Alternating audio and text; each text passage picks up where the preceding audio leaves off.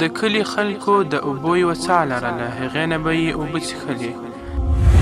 یوه ورځ نادره پېښه رامنځته شوه، هغه داسې چې دوی له څاه نه اوبه رایستلې. بوکه په څاه کې پاتې شوه او تش پړی راوخوت.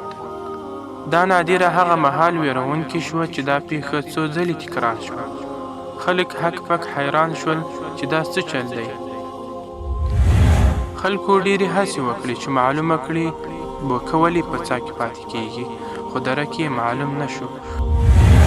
اخر چې سبب ورک شو، په پیریانو او غریبانو یې تور ولګاوه چې دا کار هغوی کوي. یو ورځ د کلي خلکو سره وویل چې باید یو تکړه او زړور کلیوال تیار شي چې څاه ته یې ورښکته کړو څو حقیقت معلوم کړي. دې خطرناک کار ته څوک له ډاره نه شوی تیارېدلی. اخر یو ځوان پیدا شو. هغه کلیوالو ته وویل زه په یوه شرط څاه ته ورښکته کېږم، هغه دا چې کله ستاسو کوم کسان زما پړی نیسي هغو کې به زما ورور حتما وي.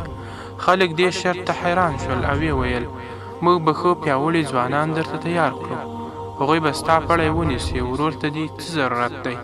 خو ځوان ونه منله، ول ورور به مې خامخا یي.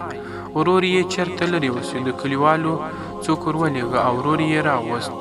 څو ځوانو کلیوالو او ورور یې ځوان پړي کې بند کړ او څاه ته یې ور ځوړند کړ. څاه ډېره ژوره وه. چې ځوان ورښکته شو، کومه چوله کې یې بیزو ولیدله او پوه شو چې فساد ټول په دغې بیزو کې دی. هغه یې ونیوله، په خپل څټ کې یې سپره کړه او کلیوالو ته یې اشاره وکړه.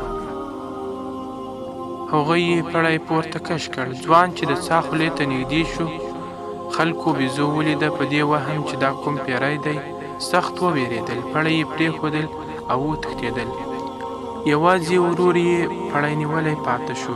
هغه هم طبعا ویرېدلی و، خو ورور یې د مرګ کندې ته نه شوی ټېل وهلی او په ډېر زحمت یې خپل ورور له څاه نه راوویست. خلکو چې دا حالت ولید پوه شول چې د هوښیار ځوان شرط څومره مهم او ګټور و. که ورور یې نه وای، هغه به څاه ته لوېدلی او مړ شوی و. پایله موسی علیه السلام چې پیغمبر شو، الله ته یې سوال وکړ چې یا الله زما ورور هارون زما مرستیال او زما د کار شریک وګرځوه. الله ورسره ومنله او ورته یې کړه خامخا به موږ ستا مټ ستا په ورور سره قوي او پیاوړی کړو.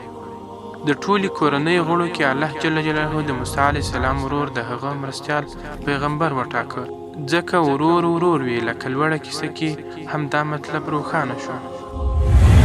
دا راز کله چې موسی علیه السلام د الله په امر خپلې مور اوبو ته وغورځاوه، نو د هغه خور ته یې وویل هغه پسې پټه له شا ولاړه شه.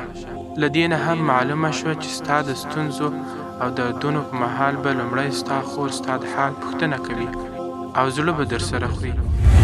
د کیسې لنډه پایله دا شوه چې ورونه او خویندې مو ستاسې رښتینې خواخوږي، په هر غم او هر درد شریکان او هره ستونزه کې ملاتړ دي.